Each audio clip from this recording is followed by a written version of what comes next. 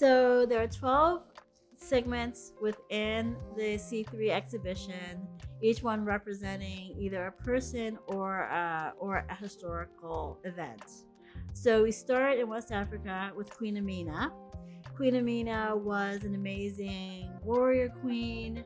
So when it came time to start this project, I knew I wanted to start with the queen. I wanted to start that story with an African woman. And when I was looking at the National Institutes of Health research about where people were coming from, and then seeing that people from the hostile land were brought here through New Orleans up to Pennsylvania. And so I knew that that was something that's really interesting. And then I learned more about Amina, and Amina's community was very interested in metalsmithing and ironworking.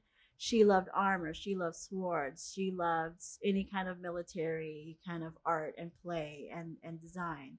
So because of that metalsmithing and that attention to iron and steel, I thought, well, Pittsburgh's heritage of iron and steel is perfect. So let me start with Queen Amina. So within the exhibit, you can see she's wearing garments that are evocative of her equestrian interest as well as her military interest, without it being kind of over the top military, but just a hint of it. So I wanted that as part of her history and heritage, and I also wanted that connection to the steel industry as being a way of someone saying, if they was looking at this African queen with seemingly no connection to Pittsburgh, but then understanding that there was a similar industry, an interest in industry, and part of her wealth of her queendom came from iron and steel.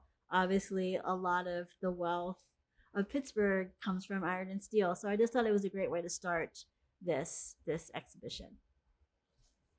So the Flying African, the first time I knew about this concept was seeing the film Daughters of the Dust and the story of Igbo landing and the 18 Igbo who join hands and walk back into the water as opposed to going to the slave block when they reach the shores of Georgia and they see what's about to happen. And some people say that they drowned, some people say they flew back to Africa. The other story was when I was speaking with the Oneida and presenting in order to work with the artisans, I was explaining part of the creation story of the Maasai, which include one of their deities, Narak, puts down their arm, and on one arm, all the cows come down from the sky. On the other hand, all of the Maasai walk down from the sky.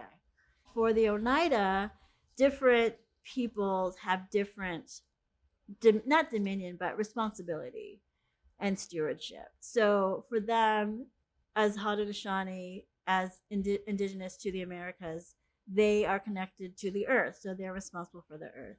Other folks are connected to water or connected to fire.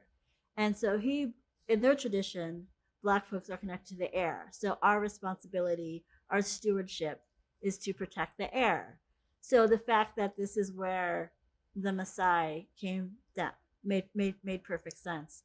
So then I started thinking more and more about the flying as a symbol of freedom, as a symbol of magic, as a symbol of power.